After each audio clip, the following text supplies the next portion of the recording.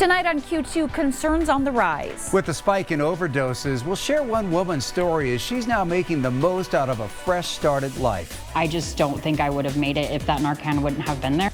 Welcome home. Thank you for your service. Plus honoring America's heroes. At first I didn't believe it was 50 years. I calmed down my thinking that no, it is 50 years. On the 50th anniversary of the end of the Vietnam War, Montana's own veterans are recognized at a special ceremony. And a sweet treat.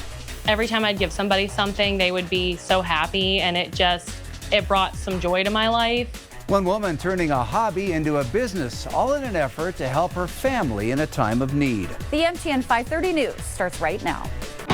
From Montana's news leader, this is the MTN 530 News. Good evening. Thanks for joining us tonight. I'm Andrea Lutz. And I'm Russ Riesinger. Tonight, Riverstone Health sounding the alarm after a concerning spike in overdoses. Yellowstone County has seen 6 overdoses in just 3 days, a definite uptick from the average of 2 to 3 in 1 week. And it's hitting close to home for a Billings woman. She is now making the most out of a second chance at life after surviving an overdose herself. Our Haley Monaco shares her story. Dawn Carter's story is one of overcoming obstacles. She struggled with addiction, and after an overdose, she says this is what saved her life. At that time, the biggest priority was just getting high with whatever was in front of me. For years, Dawn Carter was stuck in active addiction. Living on the street from like hotel room to hotel room, I was stealing to support my drug habit. First starting off with prescription pain pills, then moving on to heroin. Every day that you use heroin, your likelihood of dying from an overdose goes up. And that's exactly what happened to Carter in 2021. I woke up and I realized that I had overdosed and that I had been Narcaned. Thankfully, the people that were with me were responsible enough that they grabbed that Narcan and gave it to me. I do not remember anything before that. Naloxone, or Narcan, is a drug that can quickly reverse an overdose. Take a look at this Billings police body cam footage from 2021 responding to an overdose. Within seconds of being administered a second dose of Narcan, this woman is back. Can you hear me? There you go. You okay? Yeah. Stay down. Stay down. In Yellowstone County, our typical weekly amount is 2 to 3 overdoses. Over a 3-day span, there were 6 overdoses in Yellowstone County, all believed to be related to an opioid of some sort. So we'll continue monitoring for the rest of the week and wait until we return to our baseline numbers of seeing only 2 to 3 overdoses every week. Riverstone Health epidemiologist Taylor Cook says identification of this spike came from ODMAP, an overdose tracking system for first responders and health departments. It's a mapping program where you can put in anywhere that an overdose happens. So it gets really specific down to the street, a house, a school, anything. In this case, 5 people received Narcan. 1 person died. If I had not been Narcaned that day, then I wouldn't have even had the chance to get where I'm at today. Now, with over 3 years clean, Carter has built her life again, with a great job and her kids back. My kids, you know, they would have been the ones who suffered the most if I hadn't made it through that day. Regaining the light back in her eyes and the will to keep going. If I can do it, anybody can do it. In Billings, Haley Monaco, MTN News. Authorities seized less fentanyl in 2024, but did end up making more arrests than the previous year. Montana Attorney General Austin Knudsen saying the Rocky Mountain High Intensity Drug Trafficking Task Force seized more than 275,000 doses of fentanyl in Montana last year. That's a decrease of more than 30% from 2023. However, seizures of drugs like meth, heroin, and cocaine did increase. Task force members also made 551 felony arrests, up from 406 in 2023. Knudsen says some of those taken into custody include members of Mexican drug cartels.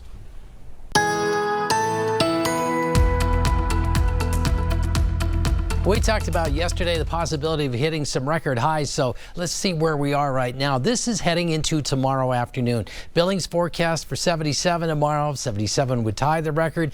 Baker, pretty good chance you could set a record. Sheridan, you're certainly going to be in the ballpark. In Miles City, It's going to be a struggle. 82 is the record high for the date, but we will see some warming tomorrow. It's hard to get a handle on exactly how this system is going to time out, but that's going to have a big influence on the temperatures with the clouds starting to move in. So very warm tomorrow, near record high temperatures at least, but even a rumble of thunder would be possible as we get into the afternoon and evening. All of that leading to some changes for the weekend. Details coming up. Dozens joined forces today at the Yellowstone National Cemetery to honor Montana's 36,000 Vietnam veterans. It's been 5 decades since the war ended, and for veterans, those memories are still very fresh. Our David J. is in Laurel and explains why this ceremony represents more than just the recognition of an anniversary. On the 50th anniversary of the end of the Vietnam War, citizens and veterans came out to Yellowstone National Cemetery. They'll still be honoring Vietnam veterans out here, but it's the final time for this special ceremony with the special pins given to those veterans who served. Welcome home. Thank you for your service. Thank you. From one Vietnam vet to another, Have a good one. Cemetery manager Stephen McCollum gives a special lapel pin to Jerry Grimes. This has been done differently because they were treated differently when they came home. They weren't treated as heroes. 50 years after the war ended, Grimes thinks about how he was able to get his friend's name on the Vietnam Memorial. And I wrote people and sent in to Washington, D.C., and sure enough, they got John Walter Supar back on the wall because he was killed the day after he came back from R&R. Many Vietnam vets were forgotten when they returned home. U.S. Marine Corps vet Tom Lowry was the keynote speaker for this ceremony and talked about the animosity he felt landing in California before receiving a stranger's kindness at the Billings airport. He says, well, I'll give you a ride. You can, we'll share the taxi. And he says, welcome home. I would love to know who that guy was. He doesn't know how much that meant to me. Just say welcome home. And Lowry talked about how some still deal with the emotions associated with the fighting and how they were treated after the war. The folks that were wounded and mentally having problems with handling it are still walking around with the scars of the war. But veterans say they try to stay positive. It means a great deal. We're all, as he said, we're all brothers and sisters who served and fought at the same time.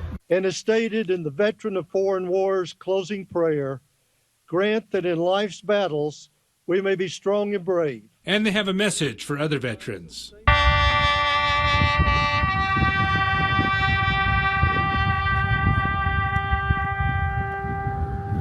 So all the rest of you vets that are out there, thank you for your service. In Laurel, David J., MTN News. Wyoming Congresswoman Harriet Hageman will no longer hold in-person town hall meetings, at least for now. Instead, she plans to shift to tele-town halls, including 2 this weekend. She says the change is based on threats and politically motivated outbursts. Since running for Congress in 2022, Hageman held 75 in-person town halls, but recently 2 of the meetings spiraled out of control.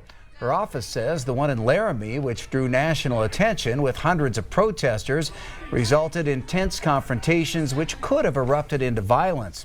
She says she was followed by an attendee who started a physical confrontation and also received numerous threatening phone calls and emails.